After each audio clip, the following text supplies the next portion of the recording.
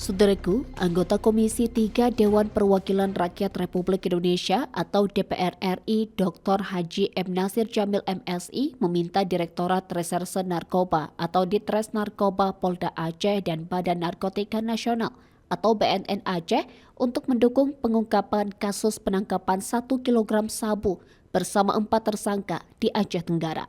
Penangkapan ini dilakukan oleh Kasat Intelkam Polres Aceh Tenggara, Ibtu Said Iskandar bersama tim Opsnal Sat Intelkam pada Selasa 22 April 2025. Nasir Jamil menekankan agar kasus ini diselidiki hingga tuntas. Kepemilikan sabu seberat 1 kg ini harus diungkap secara menyeluruh. Polres Aceh Tenggara, Ditres Narkoba Polda Aceh dan BNN perlu bekerja sama menelusuri kemana sabu itu akan diedarkan dan siapa bandar besarnya di wilayah ini.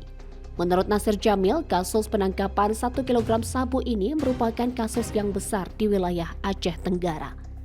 Apalagi jika tersangka mengaku hanya sebagai kurir, bisa jadi ini bagian dari jaringan yang lebih besar.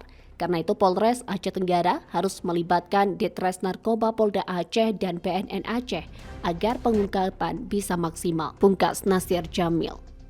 Dari Aceh Tenggara, Asnawi Lui, Tribun Gayo.